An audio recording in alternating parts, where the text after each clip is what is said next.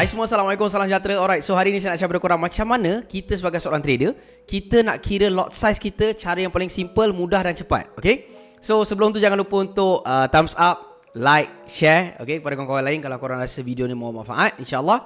Dan jangan lupa untuk tekan button subscribe supaya korang tak terlepas dengan update-update kita selepas ni, insyaAllah. Okay, alright, so pertama sekali, kenapa sebenarnya pentingnya lot size calculation ataupun kita tahu berapa sebenarnya lot size yang kita buka, ataupun betul ke tak betul sebenarnya lot size yang kita tengah gunakan ni. Kenapa penting? Sebab sekiranya kita tak tahu berapa lot size kita yang kita buka, kita ibarat kita sedang, pada pandangan saya, ianya ibarat kita sedang gamble ataupun kita sedang berjudi. Sebab apa? Pernah tak korang dalam satu situasi ni, korang katakanlah korang guna satu lot size, okay? Kemudian lagi harga tu jatuh, lagi korang buy.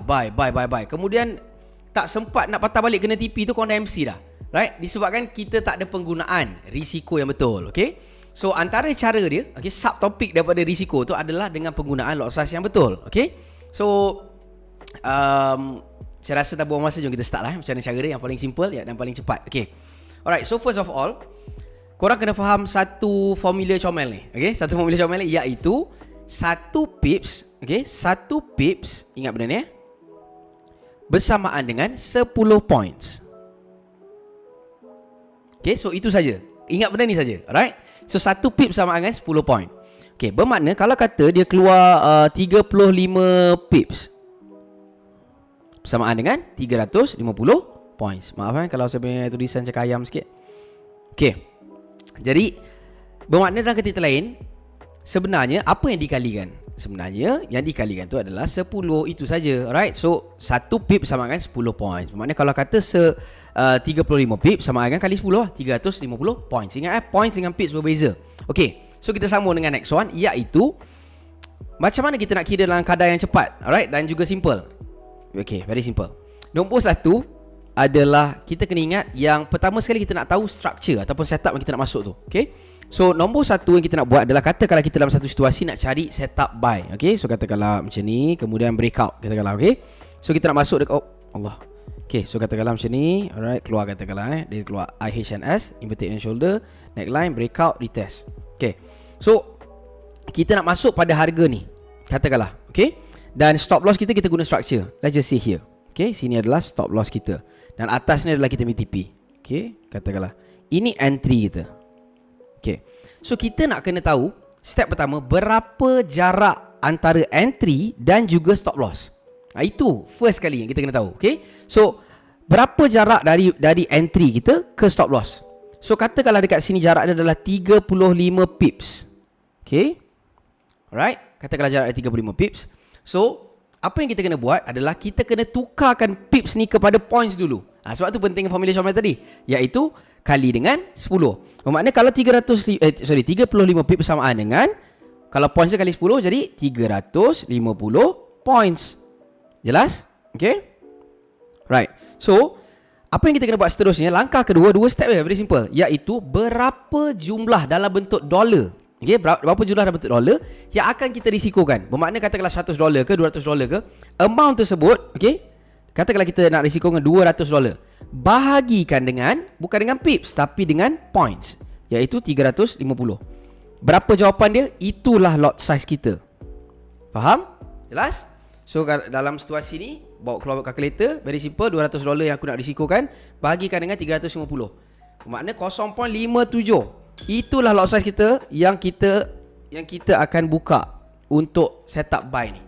Jelas? So maknanya kita lebih tahu. Sebab tu pentingnya kita tahu info supaya kita tak agak-agak. Bila agak-agak dia jadi macam seolah-olah gamble. So kita tak nak macam tu. Okay, alright, so daripada sini inilah lot size kita yang kita nak buka. Ataupun katakanlah kalau advance sikit lah kan, kita juga boleh buat apa, kita dah tahu, okay, bajet aku adalah 0.57. Okay, so apa aku boleh buat? Aku boleh pecah-pecah katakanlah, right? Tapi saya tak recommend untuk orang baru buat macam tu. Just buat macam apa yang sepatutnya pun dah cukup dah. Alright, ni saya cakap kalau advance. Korang boleh pecah dari sini mungkin 0.10. So korang dah tahu bajet korang 0.57. Okay, so lagi turun korang boleh buka 10 sen ke, 10 sen ke, sampai maksimum dia around tu. Okay, so dia lebih kurang macam tu lah, roughly macam tu. Yang penting dia tak ada sampai melampau, sampai merepek, sampai tiba kita boleh apa MC ke apa. Jangan macam tu. Okay, ingat kita nak berdagang, ingat trading is a marathon, not sprint. Okay, so So syarat korang semua jelas? Alright, so macam mana kita nak kira daripada MT4? Okay, so pertama sekali masuk dalam MT4 dan buka chart. Okay, kemudian dekat belah atas tu ada triangle, ada circle. Okay, tekan dekat situ dan cari trend line. Okay, tekan dekat trend line dan katakanlah kita nak entry pada kawasan sini. Okay, alright, entry kat sini, kawasan sini, dan stop loss kita berada di kawasan sini. Alright, structure. So macam mana kita buat? Okay, kelebihan dia, alright, adalah bila kita tarik trend line tu, just tarik je ke atas macam ni. Nampak tak? Nampak tak? Yang 400 lebih tu, okay? So dia dah siap-siap ada points kat situ. Jadi lagi senang kerja kita, iaitu kita buat apa? Kita hanya perlu buat apa? Kita ambil dollar value, okay? Ingat tak? Yang berapa 200 tu, bahagikan terus dengan 400 berapa ni? 460 lebih kurang. So bahagikan dengan itu, kita akan dapat kita punya lot size yang sepatutnya kita guna, okay? Alright, so macam tu cara dia, very simple. Dekat dalam trading view pun lebih kurang sama juga. Dia akan keluar terus points, okay? So korang boleh refer dekat situ. Okay, so satu lagi perkara saya nak share pada korang adalah mengenai, korang kena ingat satu perkara, iaitu lot size ni dia bergantung pada instrumen juga. Okay, so ada instrumen yang dia punya decimal points dia berbeza, membuatkan kadang-kadang bila kita kira macam tu, dia ada lari sikit dengan berapa nanti bila dah kena stop loss ataupun TP. Okay, campur dengan spread plus minus semualah.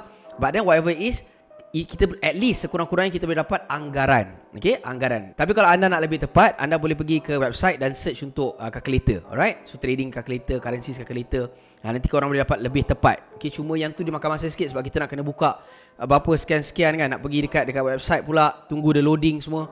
So ini antara cara yang paling cepat. Okay, kita bagi cowboy way tapi berhasil. Alright, at least kita dapat anggaran. Daripada tak dapat langsung, lebih bahaya. Itu yang boleh terus MC kan, sebab kita pun tak tahu info berapa sebenarnya kita sedang risikokan. Alright, paling teruk pun berapa yang kita anggaran yang sedang kita risikokan, at least kan, berbanding dengan tak ada langsung. Okay, so saya harap korang semua jelas dengan perkongsian kita hari ini. Kita jumpa di hari dan masa akan datang, insyaAllah. Jangan lupa untuk like, share, komen, subscribe, bagi tahu pada kawan-kawan lain kalau korang rasa video ni bermanfaat kepada korang semua. Okay, nama saya Habib. Kita jumpa di hari dan masa akan datang, insyaAllah. Assalamualaikum and adios.